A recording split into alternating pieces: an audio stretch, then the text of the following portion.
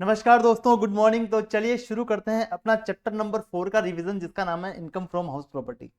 इसका नाम क्या है sir? Income from house property. तो सर इस हेड में इनकम का टैक्सेबल होने के लिए क्या जरूरी है? इस हेड में इनकम का टैक्सेबल होने के लिए दो कंडीशन मीट करना जरूरी है। पहला तो बंदे के पास रेजिडेंशियल प्रॉपर्टी होना चाहिए, सेकंड उसका वो ओनर होना चाहिए। पहला तो उसके पास रेजिडेंशियल प्रॉपर्टी होना चाहिए, सेकंड उसका ओनर होना चाहिए। तो सर इसके बाद एक टर्म आता है कंपोजिट रेंट। इसके बाद एक टर्म आता है कंपोजिट रेंट। कंपोजिट रेंट का मतलब क्या होता है सर? तीन चार प्रॉपर्टीज का मिला के साथ में रेंट आ रहा है। फॉर एग्जांपल आपका घर जो आप रेंट पे दे रहे हो उसमें फर्नीचर भी लगा है, एसी भी लगा है, तो उस सबका एक साथ में आप रेंट ले रहे हो। ऐसा नहीं करेगा कि फर्नीचर का अलग रेंट देना है, एसी का अलग रेंट देना है, घर का अलग रेंट देना है। तो वो अलग अलग रेंट नहीं ले रहे, आप साथ में रेंट ले रहे हो, उसको बोलते हैं कंपोजिट रेंट। बिल्डिंग और अदर एसेट्स आर सेपरेबल और इनसेपरेबल। अब उनको चेक करना है। जैसे आप फर्नीचर को अलग से रेंट पे दे सकते हो क्या?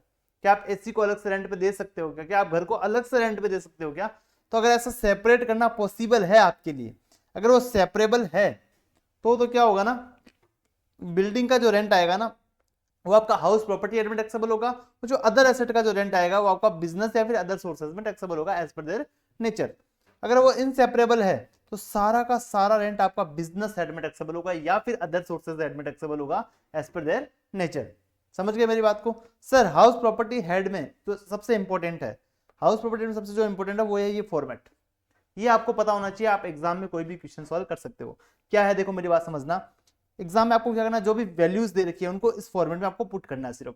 म्युनिसिपल वैल्यू और फेयर रेंट, म्युनिसिपल वैल्यू और फेयर रेंट, म्युनिसिपल वैल्यू और फेयर रेंट, उन दोनों को अपन कंपेयर करेंगे। इन दोनों में से जो हायर होगा वो अपना क्या बन जाएगा? सी बन जाएगा यहाँ पे। उसको अपन कंपेयर करेंगे स्टैंडर्ड रेंट से, उसको अपन कंपेयर करेंगे स्टैंडर्ड रेंट से। तो इन दोनों में से विच एवरेज जो लोअर होगा ना वो अपना बन जाएगा एक्सपेक्टेड रेंट। मतलब सर म्युनिसिपैलिटी ने जो रेंट दिया है और फेयर रेंट आपका मार्केट में उसका रेंट का कितना भाव चल रहा है, उन दोनों में से जो हायर होगा वो सी बन जाएगा। स्टैंडर्ड रेंट क्या है उसको कंपेयर करेंगे, इन दोनों में से जो लोअर होगा वो आपका एक्सपेक्टेड रेंट। मतलब गवर्नमेंट हमसे मानती है इतना तो आप रेंट लोगे ही लोगे, हम आपसे क्या कर रहे हैं? एक्सपेक्ट कर रहे हैं। फिर आप उसको एक्चुअल रेंट से कंपेयर करोगे, उसको आप एक्चुअल रेंट से कंपेयर करोगे। गवर्नमेंट ने कहा हम आपसे एक्सपेक्ट कर रहे हैं कि आप 2 लाख रुपए रेंट लोगे, आपने एक्चुअल में 1,50,000 लिया है, तो गवर्नमेंट कहते हैं विच एवर इज हायर, वो आपका बन जाएगा ग्रोस एनुअल वैल्यू। वो आपका बन जाएगा gross annual value. Gross annual value में से आप लेस कर दोगे म्युनिसिपल टैक्स पेड, जो आपने म्युनिसिपल टैक्स पे किया है वो आप लेस कर दोगे। सर यहाँ पे एक ध्यान रखना, म्युनिसिपल टैक्स जो ओनर ने पे किया है उसी का डिडक्शन मिलेगा। अगर टेनेंट पे करता है तो उसका डिडक्शन यहाँ पे नहीं मिलेगा। समझ गए? और जो म्युनिसिपल यहाँ क्या लिखा है? म्युनिसिपल टैक्स पेड लिखा है। मतलब सर फॉर एग्जांपल आपने पिछले साल का म्युनिसिपल टैक्स पे नहीं किया था, तो इस साल में आपने क्या किया ना, पिछले साल का और इस साल का दोनों का मिला के म्युनिसिपल टैक्स पे कर दिया। तो यहाँ पे सर डिडक्शन कितना मिलेगा सर? क्या इस साल का ही मिलेगा या पिछले साल का भी साथ में मिल जाएगा? पिछले साल का भी साथ में मिल जाएगा। यहाँ पे वर्ड लिखा है म्युनिसिपल टैक्स पेड, जितना इस साल में आपने पे किया उसका सारा डिडक्शन आपको मिल जाएगा। फॉर एग्जांपल सर आपने इस साल का म्युनिसिपल टैक्स पे नहीं किया तो इस साल के म्युनिसिपल टैक्स का आपको डिडक्शन यहाँ पे नहीं मिलेगा। मतलब जो आप पे करोगे उतना ही आपको यहाँ पे डिडक्शन मिलने वाला है।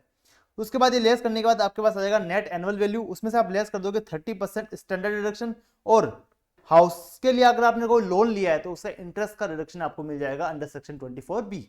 तो ये सब लेने के बाद आपका आ जाएगा इनकम फ्रॉम हाउस प्रॉपर्टी। ये सब करने के बाद आपका क्या आ जाएगा sir? Income from house property आपका आ जाएगा।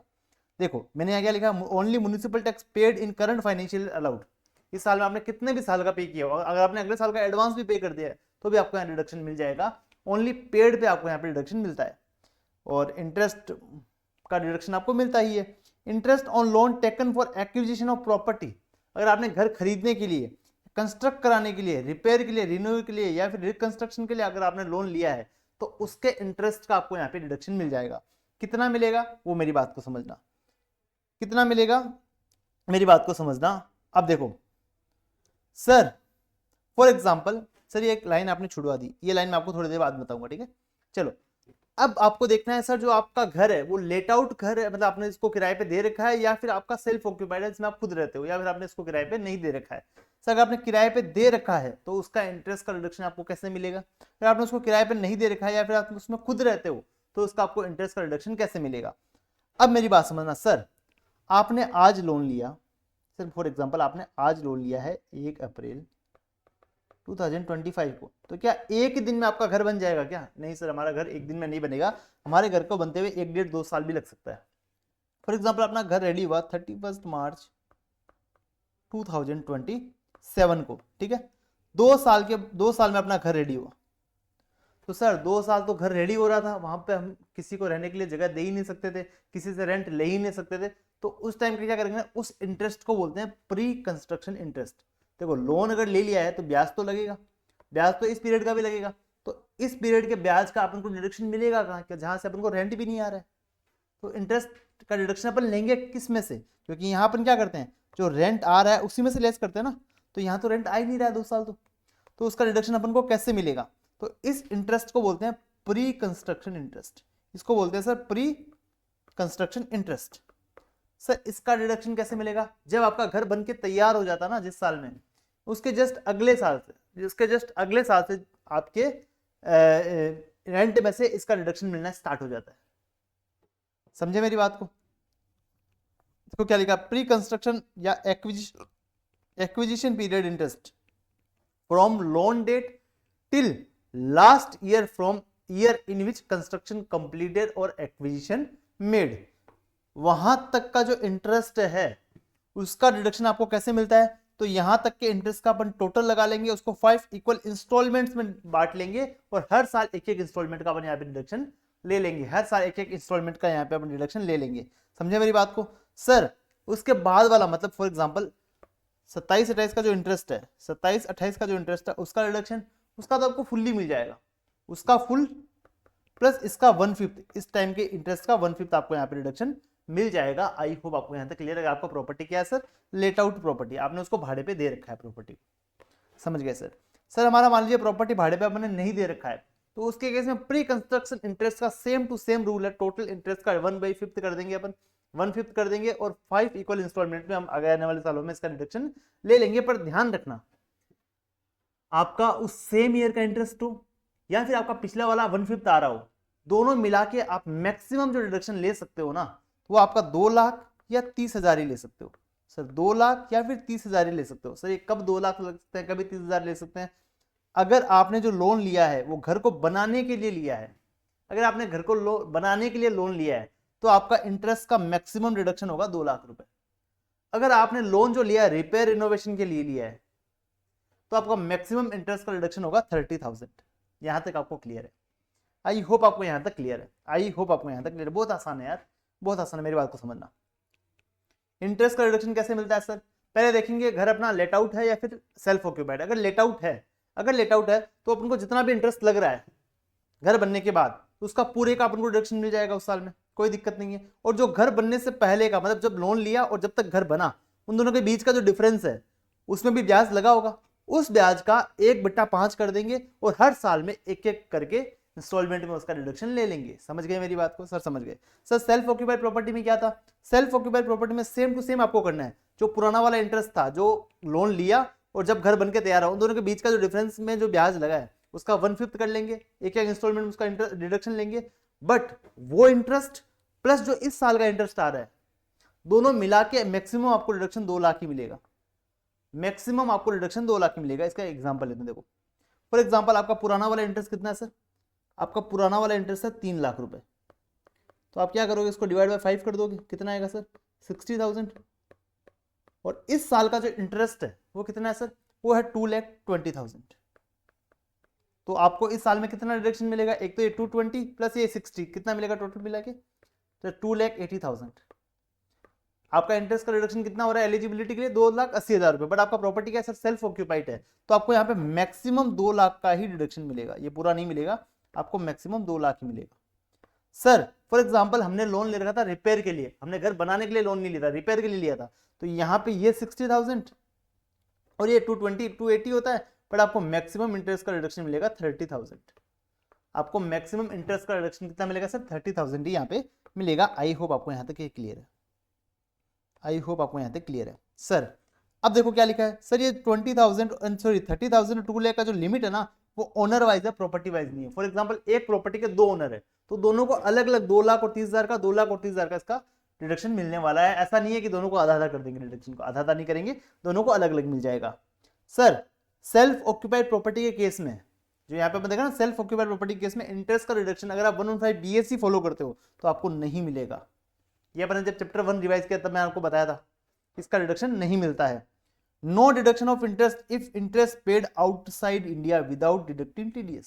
अगर आपने बाहर, इंडिया के बाहर अगर आपने इंटरेस्ट रेंट दे दिया, उस पर टीडीएस नहीं काटा, सॉरी इंटरेस्ट दे दिया, उस पर आपने टीडीएस नहीं काटा, तो उसका आपको डिडक्शन नहीं मिलेगा, उसका आपको डिडक्शन नहीं मिलेगा। और अगर बिजनेस सेट में जब अपन रिवाइज करेंगे तब मैं आपको बताऊंगा कि अगर आप बाहर पेमेंट करते हो विदाउट डिडक्टिंग टीडीएस तो आपका खर्चा 100% डिसअलाउड है, 100% क्या सर डिसअलाउड है। अब चलिए सर एक ये पॉइंट जो लाइन अपन छोड़ दी थी, सर आप क्या करते हो ना, interest on a fresh loan taken to repay the original eligible loan also eligible for deduction. Sir आपने क्या किया ना, अब आपने एक कंपनी से लोन लिया था, अब वो कंपनी घोषित कर रही है रीपे करो रीपे करो रीपे करो, आपने क्या किया दूसरी कंपनी से लोन लिया, उसका रीपे कर दिया। तो सर वो जो पहले वाला लोन लिया था वो तो हाउस प्रॉपर्टी बोल के लिया था, हाउस का बोल के इंटरेस्ट लोन लिया था अपने, उसका इंटरेस्ट का आपको रिडक्शन मिल रहा था।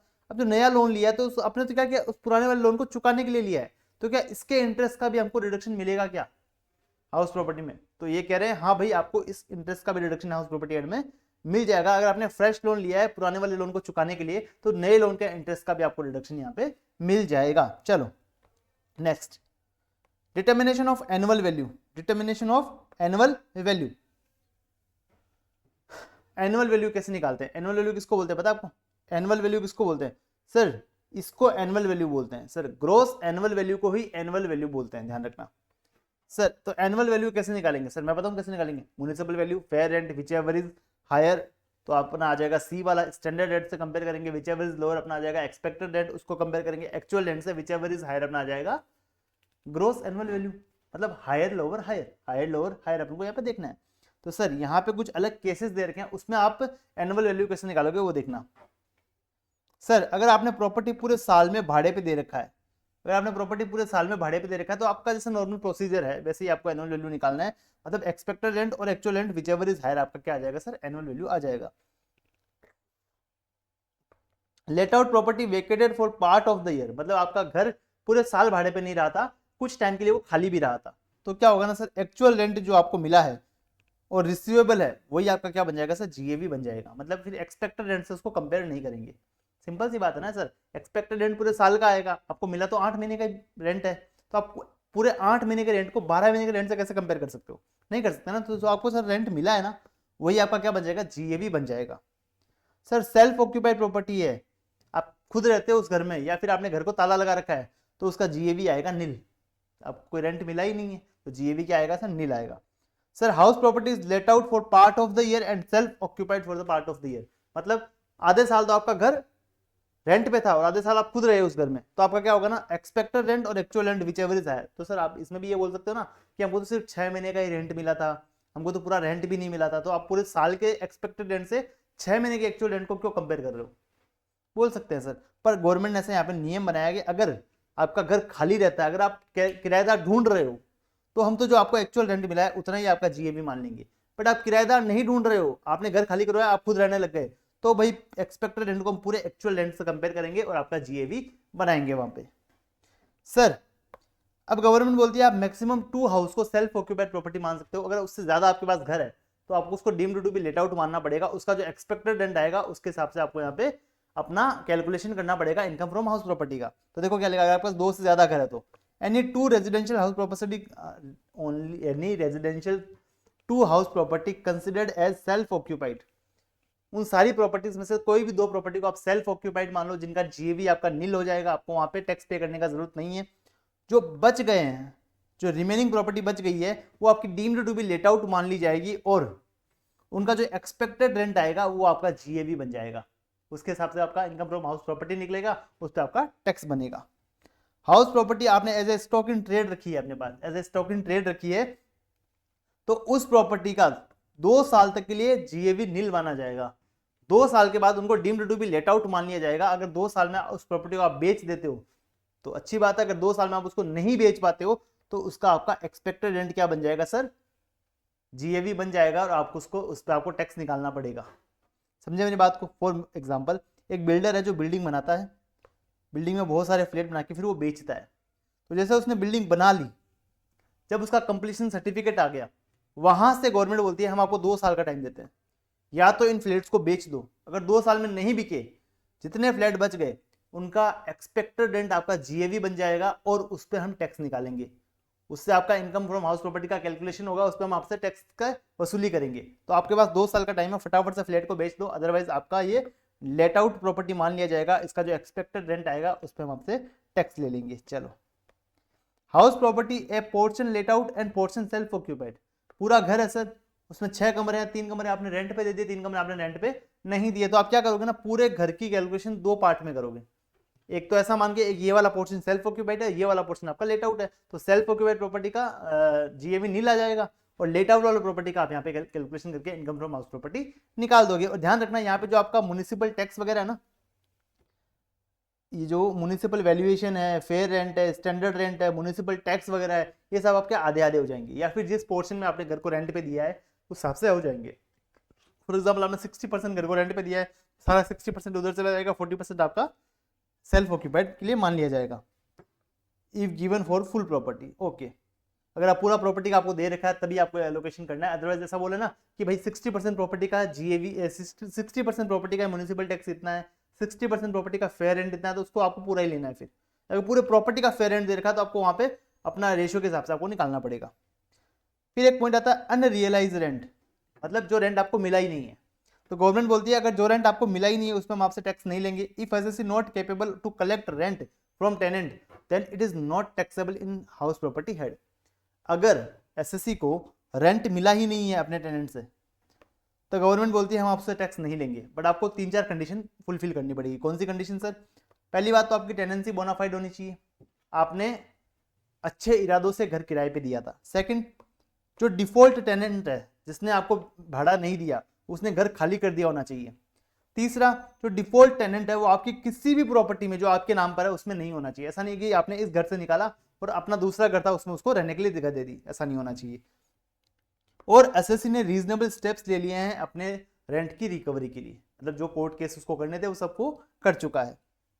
सर ऐसा हुआ ना कि अभी उसने रेंट नहीं दिया हमको, 3-4-5 साल के बाद वो वापस आया, हमको उसने रेंट दे दिया कि भाई ये लो तुम्हारा पुराना रेंट, तो जब वो रेंट देगा ना तब आपके हाथ में वो टैक्सेबल हो जाएगा। Unrealised rent received taxable in the year in which it is actually received whether at the time assessee owner of the property और नॉट। मान लो उस टाइम उसने घर बेच दिया होगा 5 साल के बाद में, कोई बात नहीं, उसके हाथ में रेंट आया, उसके हाथ में उस टाइम वो टैक्सेबल हो जाएगा, चाहे वो प्रॉपर्टी का ओनर हो या ना हो, उसको 30% स्टैंडर्ड डिडक्शन भी वहां पे मिल जाएगा। चलिए सर, एक पॉइंट आता है वो होता है को ओनर। को ओनर क्या होता है सर? एक प्रॉपर्टी के एक से ज्यादा ओनर है, एक प्रॉपर्टी के एक से ज्यादा ओनर है।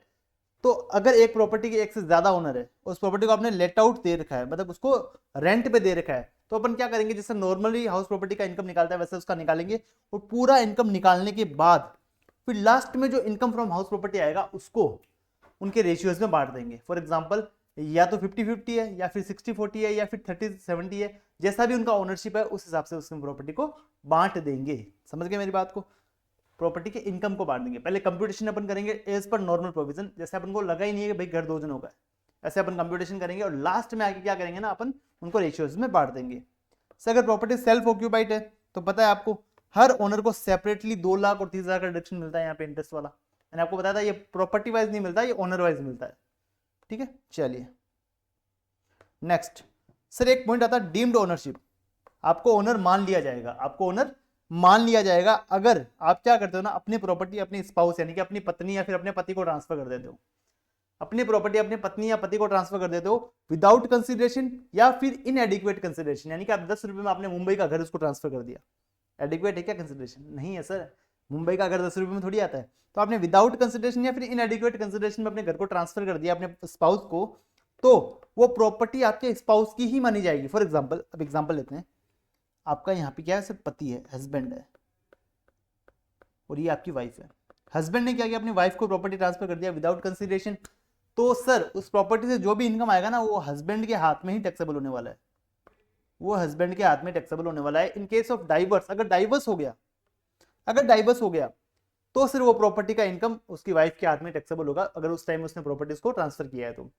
समझ गए? अगर वो अलग अलग हो जाते हैं तब तो प्रॉपर्टी जिसके हाथ में उसी के हाथ में इनकम टैक्सेबल होगा, उसी वही प्रॉपर्टी का ओनर माना जाएगा। बट यहाँ पे अगर आपने ऐसे ही उसको प्रॉपर्टी ट्रांसफर कर दिया तो उसके ओनर आप ही माने जाओगे जिसने उसको ट्रांसफर किया है। पेरेंट अपने माइनर चाइल्ड को प्रॉपर्टी ट्रांसफर करता है तो उसके केस में पेरेंट ही उसके ओनर माने जाएंगे, पेरेंट ही उसके ओनर माने जाएंगे। बट अगर पेरेंट क्या करते हैं ना, प्रॉपर्टी ट्रांसफर करते हैं माइनर मैरिज डॉटर को, माइनर मैरिड डॉटर को ट्रांसफर करते हैं तो वो माइनर मैरिड डॉटर ही उसकी प्रॉपर्टी की ओनर मानी जाएगी, उस केस में आपके पेरेंट ओनर नहीं माने जाएंगे। एचयूएफ क्या करता है, अपने कर्ता या अपने मेंबर को प्रॉपर्टी ट्रांसफर करता है। एचयूएफ क्या करता है, अपने कर्ता या मेंबर को प्रॉपर्टी ट्रांसफर करता है क्योंकि वो प्रॉपर्टी एचयूएफ के नाम पे रहती है।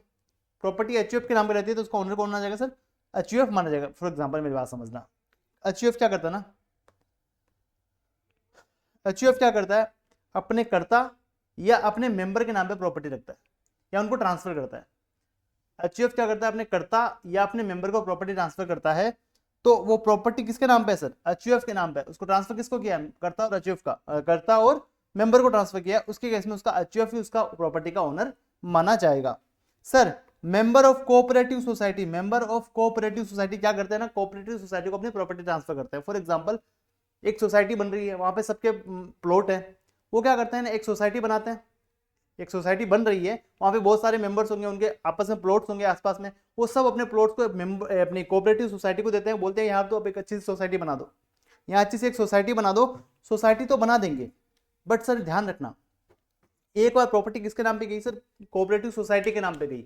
अब मेंबर का उन प्रॉपर्टी पे कोई हक नहीं है इन लीगल फॉर्म, बट उन प्रॉपर्टी के मेंबर ही ओनर माने जाएंगे। क्योंकि आपने प्रॉपर्टी क्यों ट्रांसफर किया सर, घर बनाने के लिए किया, कोऑपरेटिव सोसाइटी बनाने के लिए किया, बट एक्चुअल में आप मेंबर, उसका ओनर कौन है सर, ये मेंबर ही उसका ओनर है। अगर मेंबर कोऑपरेटिव सोसाइटी का मेंबर कोऑपरेटिव सोसाइटी को प्रॉपर्टी ट्रांसफर करता है तो उसका डीम्ड ओनर उसका मेंबर ही माना जाएगा। चलिए, if sale did not registered, sir एक बंदे ने आता क्या बोला कि एक प्रॉपर्टी है, उसने उसको रेंट पे दिया, वहां से उसको भाड़ा आया, गवर्नमेंट बोलती है इस पर टैक्स दे भाड़े पे, उसने कहा मैं नहीं दूंगा क्योंकि मैं प्रॉपर्टी का ओनर ही नहीं हूँ। और इस चैप्टर में आपने स्टार्टिंग में पढ़ा था उसका प्रॉपर्टी का ओनर होना चाहिए, मैं इसका ओनर ही नहीं हूँ, ये प्रॉपर्टी मैंने इससे खरीदी जरूर है, अभी तक सेल डीड हमने रजिस्टर्ड नहीं करी है, सेल डीड हमने रजिस्टर्ड नहीं करी, इसलिए मैं इस रेंट पे आपको टैक्स नहीं पे करूंगा। तो गवर्नमेंट ने एक प्रोविजन डाला, if sale did not registered but possession of property, उसको पोजेशन ट्रांसफर हो गया है, प्रॉपर्टी का हैंडओवर हो गया है, सेल कंसिडरेशन उसने पे कर दिया है, फिर पे करने का उसने वादा कर दिया है और बाकी सारे डॉक्यूमेंट चिल्ला चिल्ला के बोल रहे हैं कि यही हमारा मालिक है, तो सेल डील चाहे रजिस्टर्ड हो या ना हो आप उस प्रॉपर्टी के ओनर मान लिए जाओगे। और यहाँ पता है अपने इंडिया में एक चीज पड़ी है सर, कोई भी अगर किसी प्रॉपर्टी में 12 साल से ज्यादा रहता है तो उस प्रॉपर्टी का ओनर मान लिया जाता है। अगर बिना एग्रीमेंट के कोई बंदा किसी के घर में 12 साल से ज्यादा रहता है तो उस घर का ओनर वो बंदा ही मान लिया जाता है। इसको बोलते हैं शुद्ध भाषा में कब्जा, आपने प्रॉपर्टी पे कब्जा कर लिया है। समझ गए मेरी बात हो? तो जिस भी टेनेंट को रखो 12 साल से कम रखो, और रखो तो भी हर साल 11 महीने का एक एग्रीमेंट करवा लेना चाहिए आपको। यहाँ आके अपना हाउस प्रॉपर्टी एड का पूरा चैप्टर कंप्लीट हो जाता है। बहुत छोटा सा चैप्टर है ना यार, इसका क्वेश्चन सॉल्व कर लो, मजा आ जाएगा आपको फटाफट से। और आई थिंक 2 घंटे से ज्यादा आपको इस चैप्टर में नहीं लगने चाहिए, आधे घंटे का रिवीजन लेक्चर हो जाएगा और 1.5 घंटे में आपके क्वेश्चन सॉल्व हो जाएंगे और आपका सारा का सारा काम यहाँ पे बन जाएगा। चलिए, थैंक यू।